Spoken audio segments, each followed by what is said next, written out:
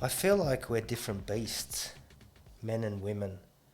Just, I'm not going to say this is me, but no, I feel like we're totally different beasts, as in men are just sex and women want the intimacy, and I'm not saying, I'm just generalising, but I think all the guys that I know, and I've been around 100 years, I feel like guys are just into it for the sex, and women want the romance and the dating and going to cooking classes and date week and all things like that. I know, talking to guys, I feel like we're all about career, and I'm not saying women are not about career, don't take this anyone the wrong way, but we're all about career and doing all these things, whereas women are always thinking, we've got to organise a date night.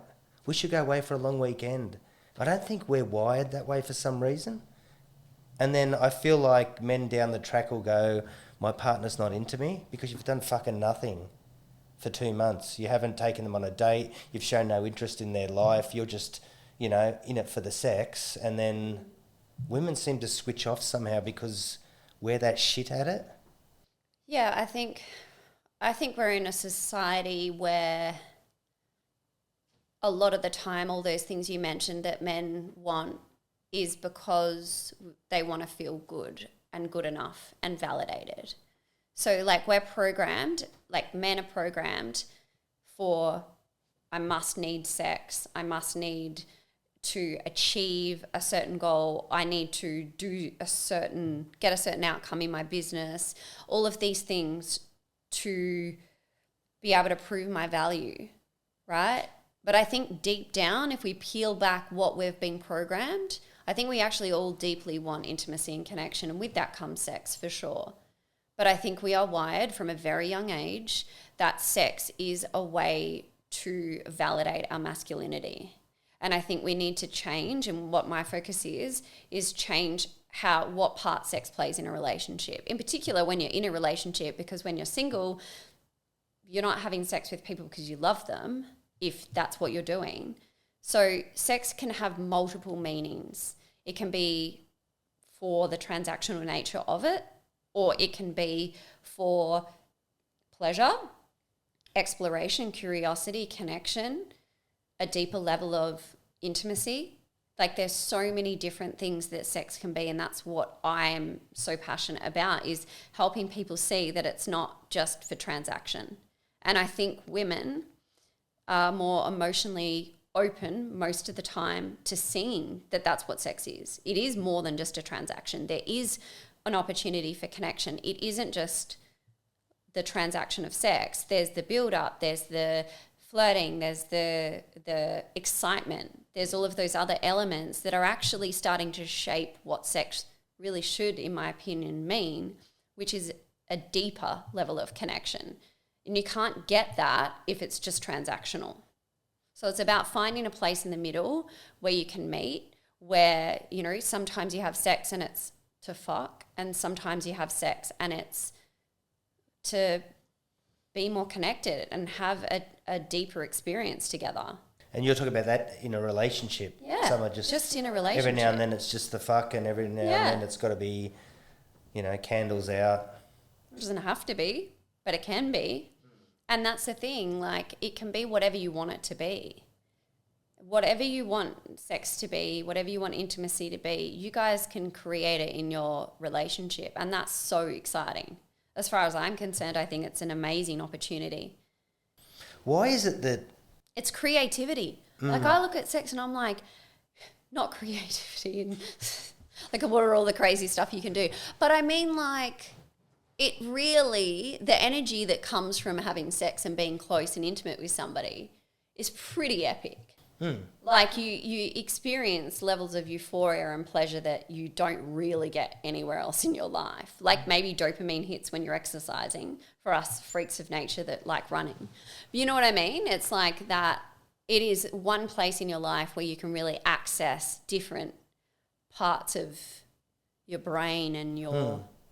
It's like pleasure. when Collingwood won the grand final 2023 mate. And they'll win it this year. I get the same sort of dopamine. Can you tell me, you've dealt with men and women, do they have the same problems, essentially, or not? Yeah. Look, fundamentally, there's what men struggle with is I'm not good enough, and what women struggle with is I'm too much. Take me to too much. What's that?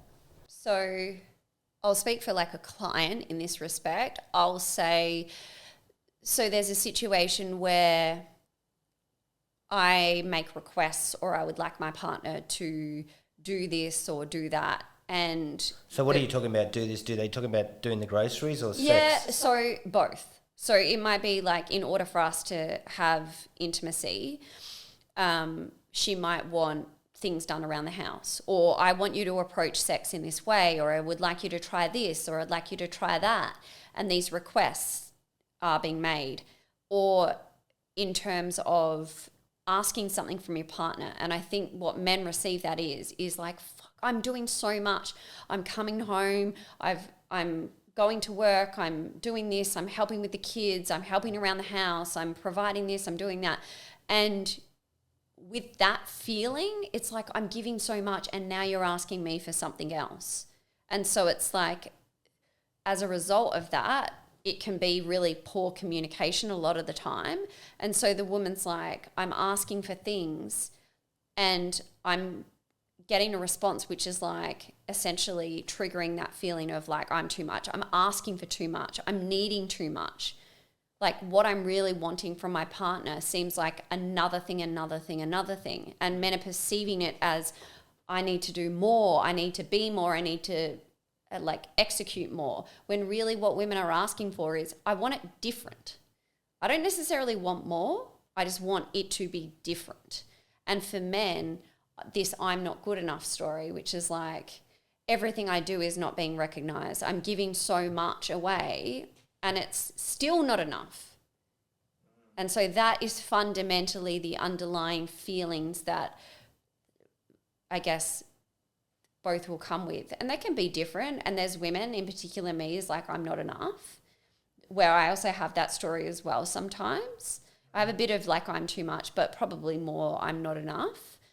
It really depends on, you know, those deeper wounds that we might carry from childhood or like previous experiences.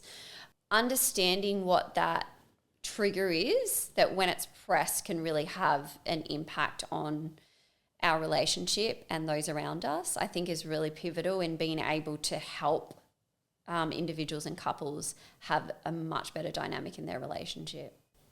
Interesting. It seems like in your friend circle and all that sort of thing, a lot of people that are in marriages 5 years plus, it's their biggest talking point is the sex is boring, the sex is shit, the sex is non-existent. I'm lucky if I get it once a month or once a week. I only get a blowjob on my birthday. Someone has a birthday and it's like, oh, Kev, you're going to get a blowjob tonight, it's your birthday. And it's like an ongoing joke and it's almost acceptable.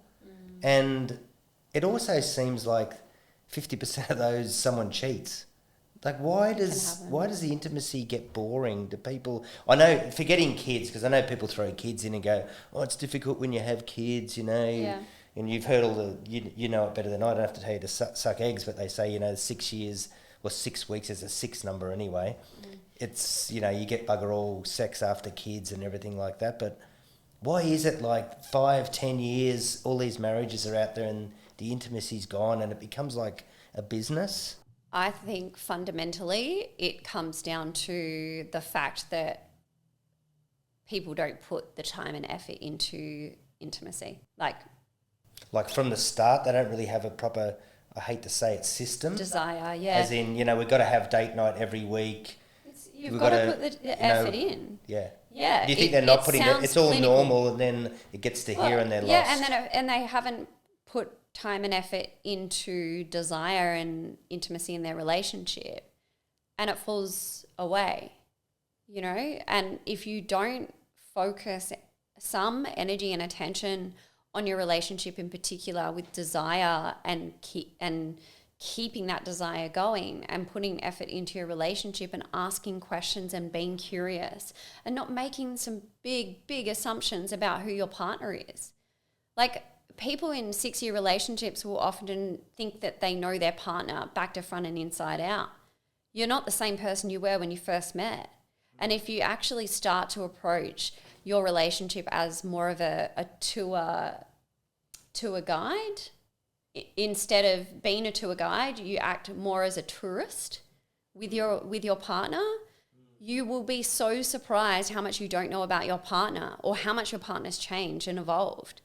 Like if you approach with a curious mindset, that's the baseline of what will really start to see things shift.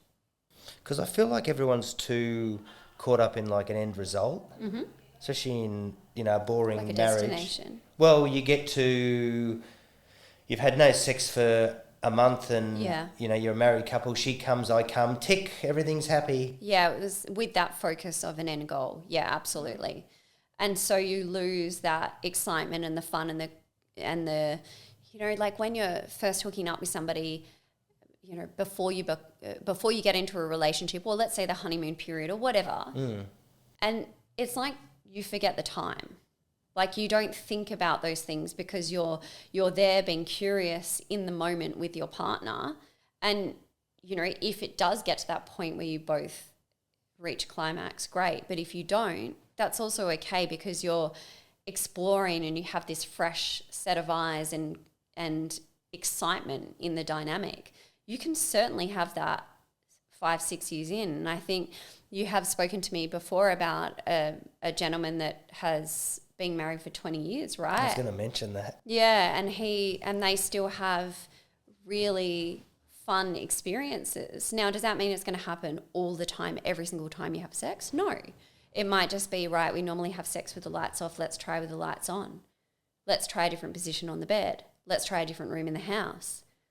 Let's try a quickie. Do you think people get embarrassed later on? I think there's a lot of shame, and I think the problem is that once you get to that point where it's like 5-6 years down the track, it's now ingrained patterning. It's hard because it's been that way for so long. We're creatures of habit, so then, you know, it's harder to switch it up a little bit. I almost feel like when I look back to, ex-wife, when I look back to when I was married, you get to that sort of 10-year cycle and it's monotonous or a bit of a chore. In my mind, I'm coming home from work, I'm just going to slap her on the bum. And... You apologise into that camera. Sorry. I feel like you slap her on the bum and pull her skirt up and then do something different. But you know what? I'm thinking about it. I get home and I'm just like, you can't do that. No. You look at that person and you feel like they're going to go, what the fuck are you doing? So, okay. Whereas they're not, because there's no communication. And look... You've come in bullet a gate, right? Yeah, like there's no warm-up. No, I was going to do a little warm-up. I just pull my pants down. I think you've answered your own question. No, I think... and look, I'll take it back and I'll be the therapist. So you're making an assumption. Stop pointing at me. You're making an assumption here. I am. And you know why? Because there's no communication. Because you're doing it for what you want. You're not asking her what she wants or needs. Sorry, I just got all excited then. No. You're not asking her communication. A question. Exactly. You're not being a tourist. Yeah. You're setting the scene for what you want. And it is selfish. selfish. I saw it in a porno.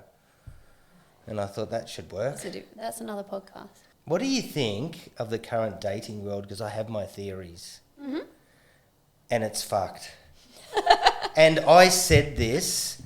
It was interesting because if I go quickly back, Chloe and I were in the same not the same dating pool. Like I wasn't dating her friends. That makes sense. Dating sugar daddies. No, but it was interesting because she said to me, what happened in your day? And I said it was very different. We used to go out and you talk to people and then it would go over ages. And all of a sudden her and I are on apps. Mm-hmm. And she's dating and I'm dating. We're going out she's going out on a date, I'm going out on a date and we're talking about it and everything like that. And I was thinking, I'm used to this now, but I find it amazing and it's just so fucked. What's fucked about it? Too much choice. Yeah. Too much choice as in you've got Tinder, Bumble, Hinge, you've got Grindr, but I don't do the same sex thing. You got those three. Have you not spoken about that on a podcast? When you were young? You're funny. You tried it? I thought Grindr was just for guys. I thought it was guys and girls. Okay. And you can have, there's an animal sex. Oh, sorry. There's not. But there's so much choice, and then you've got, because I remember about big noting myself. I'd finished a TV show, and all of a sudden I had women who, a lot of them hated me, but I had a small percentage that liked me. And then I was getting messages on Messenger and Instagram, and all of a sudden you've got all that option, and you're talking to 15 people. She's talking to 15 people. I'm talking to 15 people, and I'm going on a few dates. And every time I get a little ick, I think, oh, I'll get rid of Chloe. She's, she's too crazy. Yeah. And then I'll go to Julie, and then I'll go to Rachel, and then I'm going full circle. And I get to 2 weeks down the track and think, Chloe was quite good. Chloe's gone. She's already been on 6 other dates as well. And there's so many people out there that at the moment are so pissed off being single. Like, everyone says the same thing. It's fucked. The apps are fucked. But no one wants, because we've been COVIDized, no one wants to go out and meet people. Yeah. Like, what are your thoughts on this, and how do we fix it? I think our attention and focus is on finding perfection. And I think with dating multiple people, we're essentially looking for the perfect person. And I think that's dangerous. And I think what I've realized in my relationships, and what a lot of clients have also realized, is that you really need to find somebody that is in alignment with your values and the direction that you believe your life to be going. And then somebody that is willing to commit on the same level that you are. So I think what we get caught up in with the dating is we're looking for somebody that ticks all of the boxes, and we start to make lists, and we start to make sure that they're fitting into all of those categories that we need to be filled. And really, I think it can be a really dangerous place for us to play in seeking perfection. We already have to deal with it with social media, with filters, with AI, with all the things. So relationships at their core, there are going to be things that we really need to work on. They're not easy. Relationships aren't easy. They're two humans trying to coexist. Like, even living with somebody. Like, you have a housemate, right? And it's very rare that you'll get along with them. So you've got a relationship. So not only do you have a housemate, but you've also got somebody that you've got a deeper, intimate connection with that is going to trigger the fuck out of you. A relationship is going to present you with where you're unhealed. It's really hard. Like, it's difficult. And I think people just expect it to be easy. And when there's a sign of difficulty or resistance because of the society we live in with disposable and icks and all these problems, like focusing on flaws and focusing on what's not good, we literally set ourselves up for failure. And we just go, well, people just aren't. You could make a relationship work with so many different people. You just got to find the one that is the most complementary to you and go with that. Make sure it's somebody that is committed as you are, and that you see things going down the same path. Do you have non-negotiables? Yeah. Does your partner tick them all? So there's like a couple of absolute non-negotiables. Absolute. You've got how many of those? Absolute non-negotiable. I think 2 or 3? maybe 3. They're absolute. Absolute. Not even, no question about it. And not even, hey, I'm gonna fix that. No. Just not like a fix. Has to absolutely. You meet someone and they don't tick one of those, you're out. 100%. What are they? Can you? So one of them is optimism. So with more of an optimistic mindset. So the glass half full kind of person. I have no time for people that are pessimistic or look on the negative side of things in terms of a partner. Like, I can be friends with people like that, that's fine, but I'm not going to date somebody that is constantly looking at things through a negative lens. Not for me. Another one is being really kind, like just genuinely has a good heart. And the third one is exercise. Non-negotiable, has to be into fitness. Exercise, it's general. What does have to be into fitness? I do yoga 5 times a week. Yeah, totally fine. Okay. I've got a bit of a spiritual side. So like if somebody came along and I met somebody who was like a fitness person and then meditates or does yoga, I'd be like, woo, that's hot. I walk 5 days a week. It depends what you define as exercise. For me, it's like some level of weights or pushing your body out of its comfort zone. I don't see that you can do that with walking. I walk, I love it, but it's not the only fitness I do. So you're okay if someone's unemployed, overweight, Look, financial unemployed issues? Unemployed is not a non-negotiable. It's something that's definitely a preference. I would much rather somebody that's driven and focused on their career progressing, for sure. But So you got those three, and then you got your second phase. Yeah, and then you've got a few others that might come in that are like, look, that's really something that I would rather. But I just have to make sure that those couple of things are absolute non-negotiables. And they're not unreasonable, but they're just like, I've dated people like that before, and absolutely no matter how amazing they are in every other area of their life. And then the other thing as well that would probably be a non-negotiable is a drinker. Now, my partner drinks very rarely, maybe like one drink every couple of months. And that for me is like, I'm totally fine with that. But like somebody that drinks every week, it's not my person. And that's because I choose not to drink. I haven't drank for a long time and I'm very happy. The lifestyle I lead, like yourself, is very health and wellness focused. It's out of alignment for me. It's not somebody that I would just not feel connected to that person. That's just how I roll. No judgment. But it just wouldn't work. It just wouldn't work for me. Do you know your partner's non-negotiables? Yeah, I think I could confidently say they'd be very similar to mine, if not the same. Probably exactly the same. He'd go, yep, he is all about somebody that's super nice, like really kind, like a really kind person. And you can tell that when you go to a cafe. And, you know, I remember going on a date with him and at like 2 tables away, somebody was walking past or dropped something and he was the first person up to go and help them. He got you, didn't he? Well, he got me, but then I also went, oh, is he people Well done, pleasing? Kevin. That's good. Kevin? Good tick. Everyone's But- Kevin. I know, right? But yeah, look, I think just the list is not great. Does he follow hot women on Instagram or He used to. did he? Yeah. How do you know? Oh, I knew. Did you? Well, we met he slid into my DMs. So that is interesting, isn't it? Because you have this post up that says if you're in a relationship, you shouldn't follow hot women. Yeah. So, And I personally experienced it. but if he didn't follow you, he wouldn't have met you. Yeah, that's fair. So it worked. So if he didn't follow hot women, But he wasn't in a relationship. My point is, Yes. if you are in a relationship, don't follow hot women. Like, Why? He could have had, I Why? don't care what he did in his past. so but you said he used to. So when you're in a relationship, did you give him the lowdown that he had to unfollow hot women? Did you go through and pick the hot women out?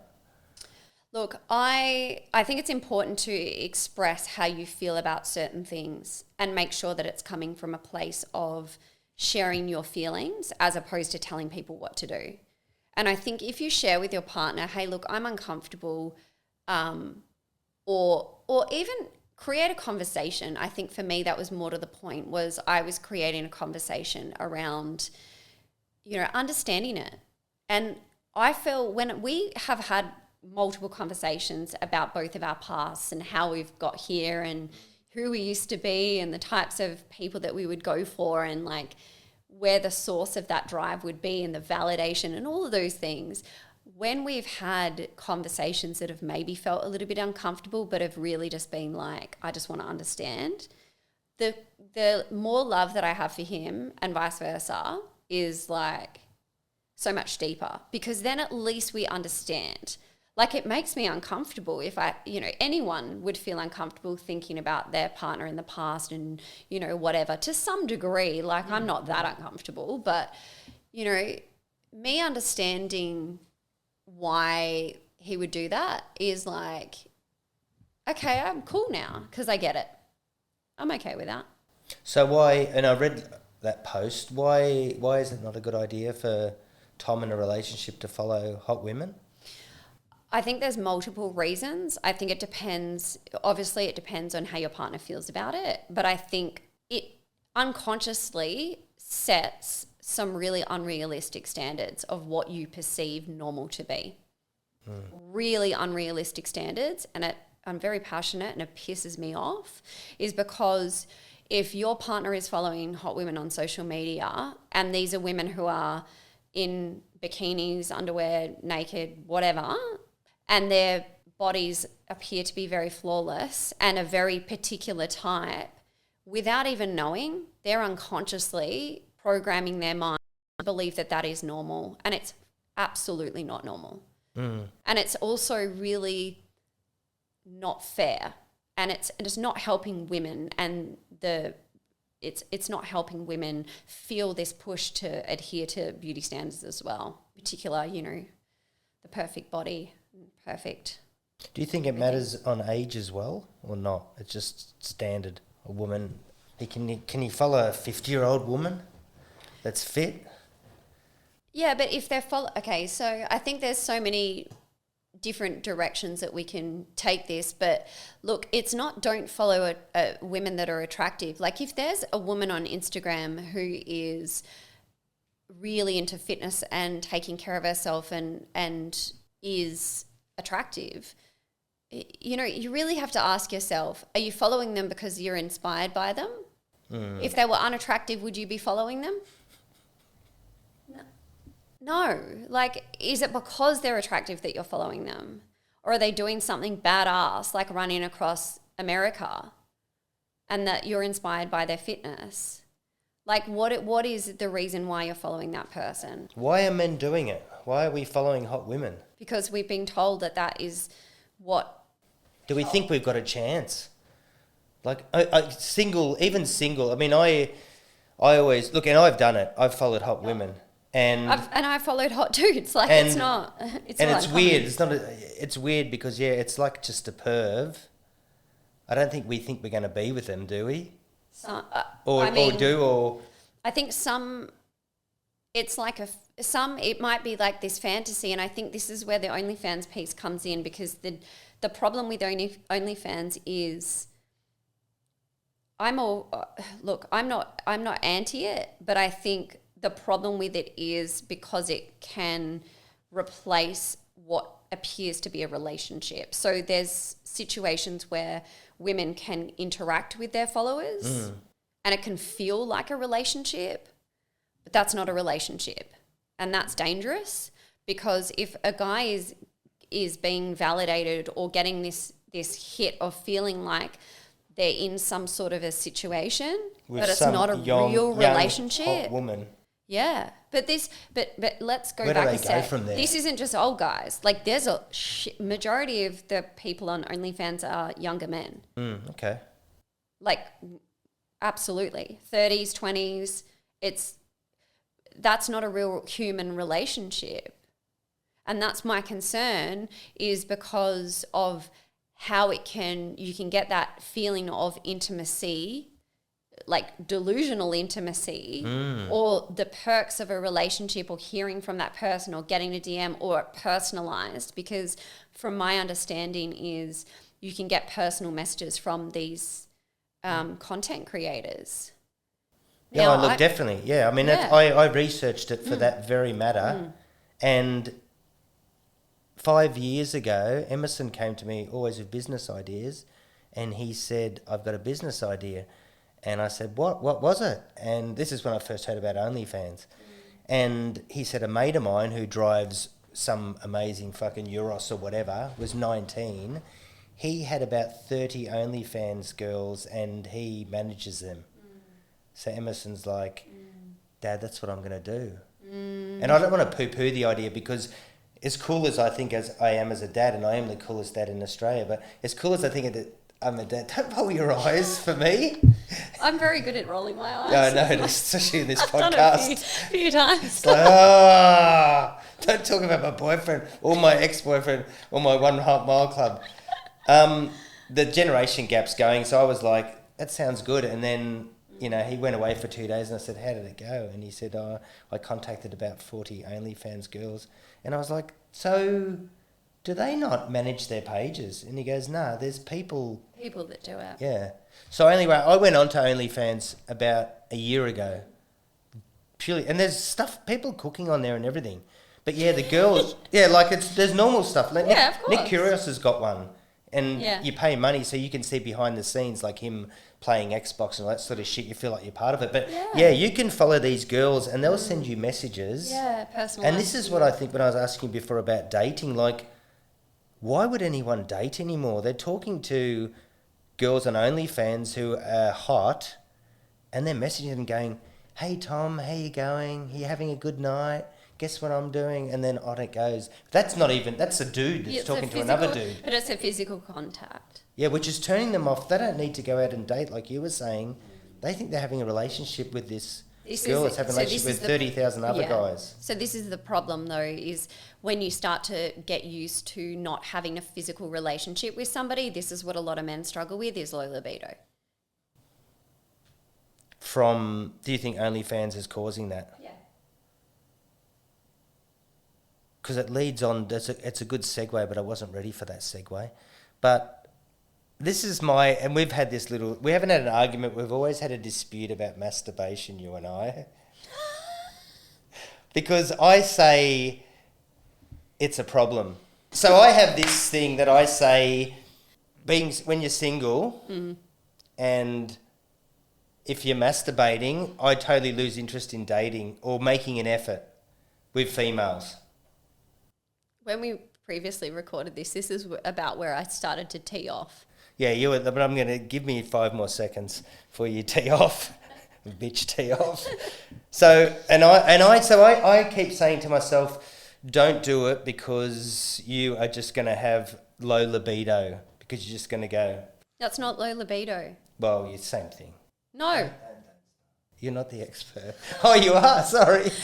That's not low libido. Low libido is no desire. But I have no desire after doing it. So you do it even if you don't have desire. And I don't do it as much. Okay, there goes the eyes again. Sure you don't. Did I look like I was telling the truth? I'm a very good actor. Yeah. I don't do it anymore. Yeah. No, otherwise I have no interest in dating or women or making an effort. I can be talking to 4 women on Hinge and then I'll do that and then I'm like, let's get through the whole day. Otherwise, and they say, I read an article that if you don't, you as a guy, you're more hungry to hunt and find a woman and do all those sort of things. For pleasure and to release your urges. That's not why you shouldn't be picking people with that urge, because you're not going to pick the right person. So I should masturbate twice a day and then I'll pick the right person. You should do it as much as you want, unless it is a problem. And when I say a problem, it means it interacts with it. It gets in the way of your work or your social life or your potentially dating life, or if you have a partner, and your sex life. But I genuinely think that it is healthy to masturbate in a relationship, out of a relationship, as long as it doesn't impact other parts of your dating or relationship. What do you mean in a relationship? Okay, so if you're in a relationship, and this is really interesting because I'll come back to like the low libido thing. So a lot of my clients as women clients would come with low libido and they would say, I don't want to masturbate because I feel like if I do, I'm using up the minimal quota that I have of desire on myself. And I said that's interesting because it's actually the opposite will happen. So let's experiment. Try it self-pleasure. Try it once to twice a week, depending on the person. See how you feel, and then we'll reconvene in 2 weeks' time. And every single time they said to me that it was actually increased their desire as opposed to took away from their desire. And not only that, like if we take the low libido off the table, it is such a cool way to connect with yourself. Like if you do it consciously, not if you're like sitting there in your head and like out of your body, but if you're really consciously like in your body and experiencing pleasure and maybe not on your device and getting visual stimulation, but like actually feeling the sensation of pleasure, that is really beneficial. Because if you're exploring ways that you can bring yourself pleasure and maybe maybe this is where you try new things. Maybe this is where you start to experiment a little bit with your own pleasure, and you start to feel a little bit more confident, then you can actually say, all right, I feel more confident in my body. Like, I'm loving that part of myself. I'm feeling really good. I'm feeling in my body. And if I can do that on my own, then I feel like I can bring that back to the relationship. Because sometimes it can be really hard to like feel confident. And this is what I get a lot with mums. Like, it's reestablishing that confidence, reestablishing that sexiness and desire and like excitement. It often is really beneficial to start with yourself and to maybe do the exploring with yourself first. And then once you start to see, oh, that's safe, that feels good, I like that, I don't like that, maybe I'll bring that, try that in the relationship. Or maybe I'll try it where I do self-pleasure in front of my partner. That's a really good way to create desire. It's like self-pleasuring with your partner. And both of you exploring that as well while you're in the same room together. Like, I don't think many people listening to this podcast would do that with their partner in long-term relationships. No. I feel it's great for desire. Yeah, I don't disagree with that. Maybe it's my jealous side coming in. Oh. No. No, but I get what you say, because I used to feel this way too.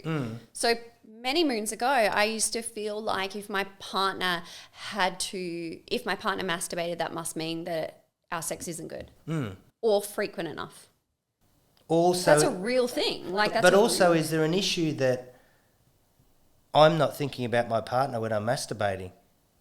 Yeah. Like, I mean, because there's another part that I want to mention to that I'll hopefully remember. I've got an old brain, but... That happens. Yeah, I know. That seems like I don't want my partner to masturbate thinking about two black guys. I don't know why they have to be black. Let's call them Mexicans. I don't even know why they have to... I think because you can't be that. It's a control thing. It's like you can't be what that person's desiring in that moment. But it just feels wrong. It feels wrong to me. I feel like I'm jealous. I feel like what do you masturbate? I masturbate about you, darling. You're bullshit. But it's also not your place to ask them. No, it's not. But I feel are you happy if your partner sits there masturbating about some 20-year-old you've seen on Instagram? Well, this is the thing. You're assuming that the masturbating is over somebody else. What if it is though? I have an issue with that. Well, I'm saying I think we should more consciously masturbate where it's actually connecting with pleasure and not doing the visual stuff. So I'm saying I don't think, I'm with you on that. I don't think we should be masturbating over another person. Like if you're sitting on your phone and you've got porn up, okay, all right, every relationship's different. There's a lot of context that needs to be shared to that. But what I think is the most beneficial is removing visual stimulation and enhancing other senses. We are so overstimulated with our eyes that if we can start to actually incorporate other senses, I feel like it will connect us back to our authenticity, which is ultimately where we're going to make the best decisions from. Like if we are so visually stimulated these days that I think if we can remove that, everyone is going to be able to start to feel into those other senses and harness a deeper connection with themselves and their partner. Cut the visual if you can, or reduce the visual. I feel like when I talk to men and women, and they're probably lying to me, they tell me that they don't need porn, they've got an amazing imagination when they masturbate, and guys that I talk to, they all watch porn to masturbate. Yeah, because it's often transactional and logical. But what I'm trying to encourage for men is let's not make it transactional. Let's make it an opopportunity for you to connect with yourself. I just don't know if I could do it It's without. not to get your That's rocks why off. I think That's what I'm saying. Why don't we use self-pleasure as a way for connection with yourself and to feel good and maybe explore a little bit, not with the ejaculation in mind. I just feel like that makes me uncomfortable as a man. Well, and this is exactly where the work lies, where you are uncomfortable. I feel like I need visual stimulation like most guys do. Yeah, you feel you do because that's what you've always done. But what we've always done maybe isn't serving us. Well, it's not, because it's turning us all into... Yeah. Freaks. And then you're saying you are more inclined to go out and date once you've got when you don't masturbate because it's visual focus. I feel like, yeah, but the job's done and I'm like, someone said to me once and they said to me, because women are very switched on in relationships and they seem a lot calmer than men. And someone said to me once, if you're having issues in a relationship or you're bent up or whatever, go and have a wank, masturbate, and then look at it differently. And it's so true. It's like... It's like an energy release. Yeah. Yeah, But it can be, for sure. I feel like it's killing men's libido. Because What they is? they masturbate at lunchtime, they get home and their wife's like, hey, But do you want to get intimate? What and are they doing for the other 22 hours of the day? You're focusing on it being masturbation. It's not. It's what they do in every single other moment. What are they doing? On their phone, not being present, not being in their body, maybe not looking after their health, not looking after their well-being, not up-leveling themselves, not learning, not leaning into difficult conversations, not trying to have better communication with your partner. Do you think they're using the masturbation as an excuse? I don't think it's an excuse, but I think you're looking at it's a holistic problem and you're looking at it as it being just masturbation. I think it's there's so many other elements of what you do in all the other hours in your day that are contributing to that low libido. Screen time, like not taking care of your health, mentally, physically, like all of those things matter way more than releasing through masturbation. You're like very passionate about this, aren't you? Yeah, if you're not connected to your body, like if you're not in your body in any other aspect of your life, then why would you be in your body with masturbation too? So you're almost saying it's just that dopamine hit that we get caught up on. Or a release, yeah. But I'm saying I think it's not a problem solution fix. I think it's the whole picture. Cool. I posted a post and got people to ask some questions. Yeah? Can I go through them? Yeah. I have 5. I got 9. I got 5. Are you ready? Chloe Mascord. It's not multiple choice either. My partner wants more variety. Does that mean they're not satisfied? No. I love that. This is coming back to the tour guide tourist thing. So it's like curious. Somebody's wanting more variety doesn't mean it's not black and white. It's not just because you want more variety, it means it's stale. And this is what I see a lot of men getting caught up in. Extremes, one or the other, black, white thinking. Just because you want more exploration doesn't mean that there's no exploration or that there's a boring relationship. It's simply saying, I would love to experiment a little. I would love to try something a little bit different, which can be exciting. Could be a little bit of trial and error, but it doesn't mean there's something wrong. You think it's odd though if you're 5 years in and it's been pretty mundane and then the male's coming home and he's saying, hey, I wouldn't mind trying some different stuff. It's all about approach. Yeah. Yeah, it's all about the approach. So how would you suggest someone does that? So if somebody wants to talk about it, I think you need to firstly say to your partner, hey, look, there's something I'd love to talk to you about. When's a good time? When's going to suit you to have a bit of a chat about it? And so finding a time that is not in the moment, not making the decision there then and there, you've got to ask your partner, when's a good time for us to have a little chat? Just a little check-in and I'd love to talk a little bit more about our relationship. And then finding that time, sitting down and saying, look, I'm really happy in this relationship. These are the things I love. And then saying, for me, I would love, and I don't have any parameters on how this looks, but I would just love for us to maybe explore what is it that you have wanted to try. So rather than coming with all your own agenda, is actually asking the other person to contribute what they might like to bring to or might like to try. And it might be sexual, it might not be. I feel like I'm scared of the answer. I feel like if I ask that question, I want to ask that question, but I am scared of the answer. What are you scared of?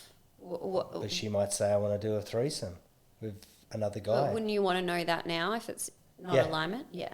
Yeah. Thing is, you're likely, the problem is a lot of people avoid conversations because just like you, they don't want to know the answer. And do they maybe, is it ego driven as well? Like, I don't want to find out that I'm shit. Yes, but it's also, that's an assumption too, that it's you're going to get that. It's risky. We are less and less inclined to be vulnerable. And I must reiterate that vulnerability is very attractive. Like being honest and owning who you are. And I know that's hard, but like if you can own who you are, that's like ultimately where you want to be with confidence. Tell me, before we go, I ask this from everyone. Okay. I sound like Stephen Bartlett. Oh, thank you. 18-year-old Chloe, any regrets? Any regrets?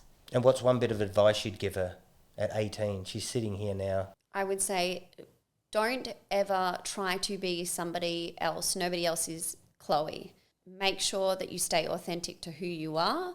And if you waver from that, continue to come back to who you authentically are, because that's where you'll succeed. Any regrets from back then? No regrets. I've Not never one. lived with regret. Everything has shaped me. You wouldn't into change who I am. one thing? No. Nothing? I've made some bad decisions, but no regrets. Okay. Yeah. Thank you, Chloe Mascott. Thank you. We'll see you next week. For the next therapy session. Woo!